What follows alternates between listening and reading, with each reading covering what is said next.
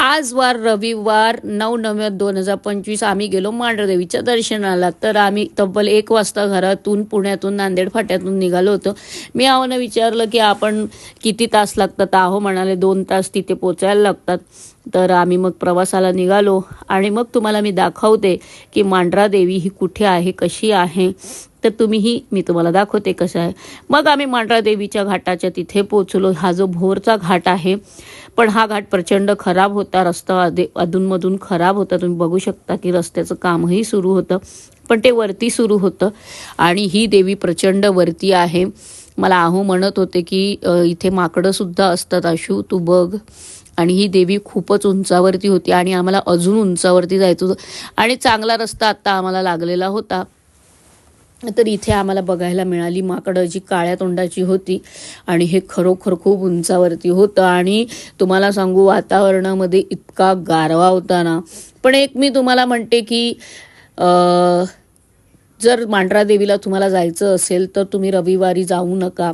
सोमवार, मंगळवार, बुधवार, गुरुवारी अशा दिवशी जा, कारण रविवारी खूप गर्दी असते। तुम्ही बघू शकता। तशा पद्धती फायनली आम्हाला तिथे पोचायला 2 तास लागलो आणि आम्ही तिथे पोचलो।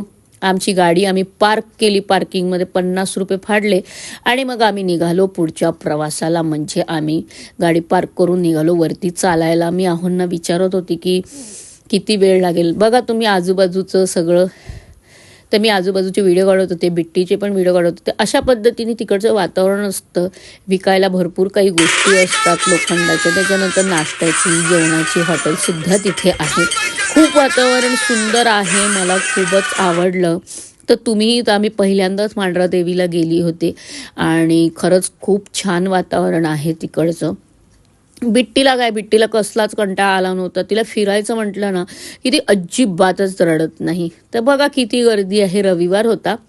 मी आहोंना म्हणाली की मला ओटी भरायची आहे, तर मला ओटीचं सामान घेऊ द्या। मग आम्ही एका दुकानामध्ये चप्पल काढली, मग ओटीचं सामान मी घेतलं आणि मग तिकडनं आम्ही निघालो। पुढे तिथे पायऱ्या होत्या, तर आम्ही मग तिकडनं निघालो। तर कमानीपाशी पोचलो, तुम्ही बघू शकता। आहो म्हणाले बघ अशी इतक्या पायऱ्या आहेत। म्हटलं हां ठीक आहे, एवढ्याच पायऱ्या आहेत ना। मग आम्ही पायऱ्या चढायला सुरुवात केली। तर मी प्रचंड दमलेली होती। पायऱ्या चढत असताना अर्ध्या पायऱ्या मी चढली होती आणि मी आहोंना म्हणाली आम्ही दमली आहे, आपण कुठेतरी बसूया। तर आहो म्हणतात की थोड्याच पायऱ्या आहेत आशू, चढ, थांबू नकोस। मग अशा पद्धतीने आम्ही देवळापाशी पोचलो। देवळापाशी पोचल्यानंतर बघितलं तर बापरे, प्रचंड गर्दी। मी आहोंना म्हणाले आपण मुखदर्शन घेऊया, कारण का आम्ही पोचलो होतो 3 वाजता। म्हटलं लाईनमध्ये लागलो तर संध्याकाळी 6 वाजता जायचं। मग आम्ही मुखदर्शन घेतलं, तुम्ही बघू शकता।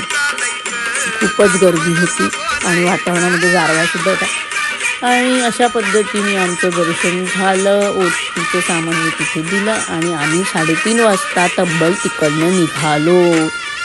बघा अशा पद्धतीने आम्ही दर्शन घेतलं मांढरादेवीचं। बिट्टी पण कंटाळलेली होती, तिला पण खूप झोप आली होती आणि मला तिला दूधही द्यायचं होतं।